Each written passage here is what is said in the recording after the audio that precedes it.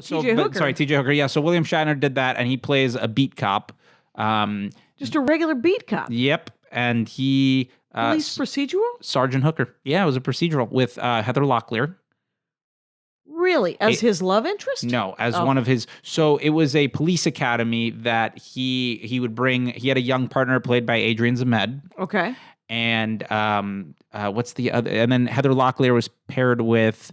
They didn't come along till the second season. The first season was only like 6 or 8 episodes. Okay. And the pilot was a backdoor pilot. It was like a 2-hour thing where he's dealing with a couple of recruits. Okay. And then they decide to bring in another, more... Sure. They kind of found their voice. Yep. And so they flesh out the ensemble cast. And it was an Aaron Spelling show.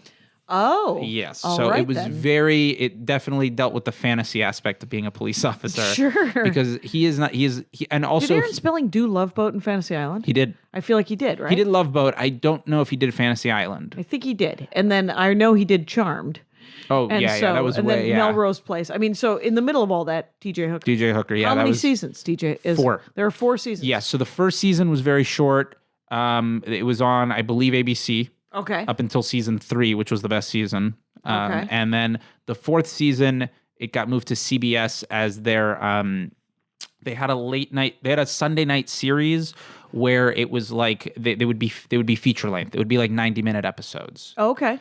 And I believe they lost Heather Locklear and Adrian Zemed. I believe they lost Adrian Zemed I think was still there. I think they lost Locklear, but the 4th season I'm a little rusty on. But it was much shorter and the episodes were longer. That's what I remember about it. And what was great about it was he lived in the Safari Inn in Burbank.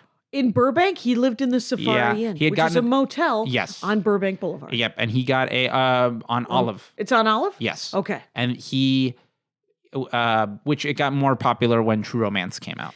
Okay, with the movie? Yes. Okay. They now have an annual True Romance Fest there. Oh, wow. Then they screen the movie and Bronson Pinchot shows up because he's the only one who's like, I really need the money, apparently. If you guys have a couple grand, that'd be great. Yeah, it'd be a lot of fun. So he lived at the Safari Inn. He had a lot of disposable income for a beat cop. For a beat cop. He was a sergeant. And especially at an academy, I don't feel like there's that much more money involved. But he knew the Beach Boys apparently because he's basically there was a Beach Boys episode. Yes, at the end of the episode, they go to a Beach Boys concert, and it's clearly B-roll footage for a little while, and then they have one shot of I don't remember if it was Bryant. One of them just goes, "This goes out to our friend T.J. Hooker," and they were all, and then it just cuts back to him and the three of them, like, "Oh my god, wow, how does he know T.J.?" Yeah, but if you think about it, cops in L.A., man, they probably know people. And then they did in the 3rd season, one of my favorite episodes is called Hollywood Star. Okay, and it is a backdoor pilot starring Sharon Stone. This was before she had done anything, I believe. I don't think she had done anything. Yeah.